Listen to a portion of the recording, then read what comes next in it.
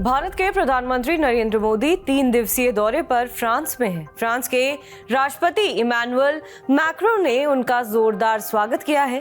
AI summit की सह अध्यक्षता करने के बाद दोनों देशों के बीच द्विपक्षीय वार्ता भी होगी, जिसमें कई रक्षा समझौतों पर सहमति बन सकती है। फ्रांस से भारत पहले ही फाइटर प्लेन राफेल आयात हो रहा था। इसके अलावा अब नौसेना के लिए फाइटर प्लेन राफेल एम की खरीद पर मोहर लग सकती है।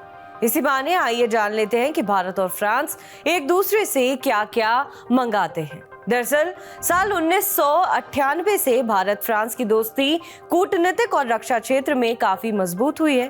वैसे तो भारत की आजादी के बाद यूरोपीय देशों में ब्रिटेन 4 दशकों तक भारत का सबसे करीबी साझेदार रहा था। इसके बाद रूस भारत का सबसे बड़ा मित्र बनकर सामने आया, पर यूरोपीय देशों में अब फ्रांस इसका सबसे मजबूत साझेदार बन चुका है। साल 1998 में जब भारत ने राजस्थान के पोखरण में परमाणु बमों का परीक्षण किया था, तब अमेरिका समेत कई पश्चिमी देशों ने भी नाराजगी जताई थी। भारत पर इस परीक्षण को लेकर कई तरह के प्रतिबंध लगा दिए गए थे।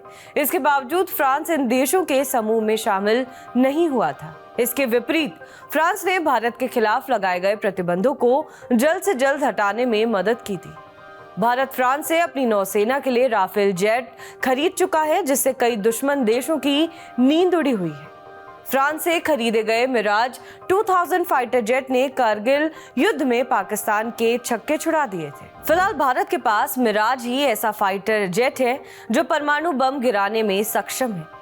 साल 1998 में परमाणु परीक्षण के बाद भारत पर लगाए गए प्रतिबंधों के बावजूद फ्रांस ने ही भारत को अपनी परमाणु क्षमता संपन्न पृथ्वी मिसाइल के लिए इनर्शियल नेविगेशन सिस्टम दिया था। अब तो भारत के साथ मिलकर फ्रांस फाइटर जेट बनाने की दिशा में भी कदम बढ़ा चुका है। फ्रांस से भारत फिलहाल फाइटर प्लेन के अलावा एयरक्राफ्ट उपकरण, हेलीकॉप्टर, एलएनजी टर्बोजेट्स, नेविगेशन इक्विपमेंट्स और टर्बाइन आयात करता है। वहीं फ्रांस अपने इस रणनीतिक और रक्षा साझेदार देश से एटीएफ, डीजल, कपड़े, जूते चप्पल, स्मार्टफोन, सोने के गहने, एरोस्पेस के पार्ट्स, दवाइयां और केमिकल मंगवाता है। इसके अलावा दोनों देशों में एक दूसरे के यहाँ की कंपनियां काम कर रही हैं। इनमें से फ्रांस की एनजी सोलर कंपनी भारतीय सौर ऊर्जा क्षेत्र की सबसे बड़ी विदेशी निवेशक है। भारत में 800 मेगावाट के सोलर प्रोजेक्ट और 280 मेगावाट का विंड पावर प्रोजेक्ट स्थापित है।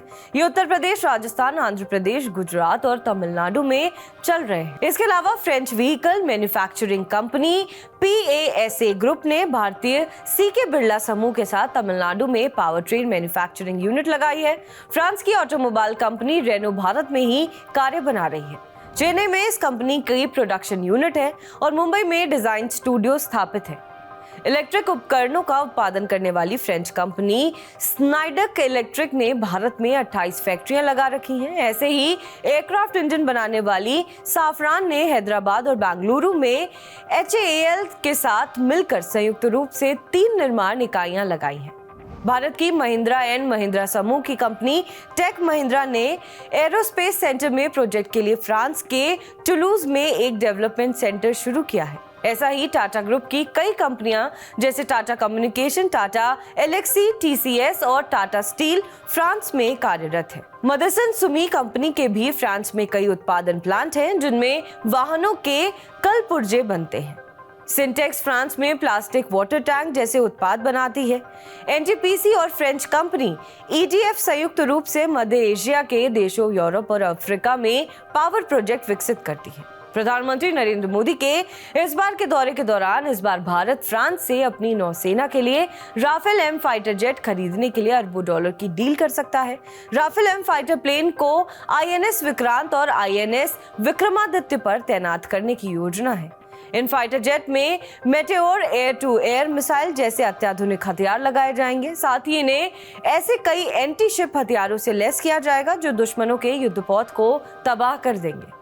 समुद्र में अपनी ताकत बढ़ाने के लिए भारत फ्रांस से और स्कॉर्पियन पनडुब्बियां खरीदने के लिए समझौता कर सकता है। यही नहीं, फ्रांस को भारत का पिनाका रॉकेट सिस्टम बेहद पसंद आया है। भगवान शिव के धनुष पिनाका के नाम वाले पिनाका रॉकेट सिस्टम को DRDO ने विकसित किया है। इसमें केवल 44 सेकेंड में 12 रॉकेट लॉन्च किए जा सकते हैं। 7 किलोमीटर से लेकर 90 किलोमीटर दूरी तक इसकी रेंज है। पिनाका रॉकेट सिस्टम के 3 वेरिएंट है। MK1 से 45 किलोमीटर तक के टारगेट पर निशाना साधा जा सकता है। MK2 और ज्यादा 90 किलोमीटर दूरी तक दुश्मन को नेस्त नाबूद करने में सक्षम है। वही MK रॉकेट लॉन्चर सिस्टम अभी बन रहा है और संभावना है कि इसकी रेंज और भी ज्यादा होगी। बहरहाल इस खबर पर आपका क्या कुछ कहना है, हमें कमेंट करके जरूर बताएं। बाकी देश और विदेश की तमाम बड़ी खबरों के लिए आप देखते रहें TV9 डिजिटल।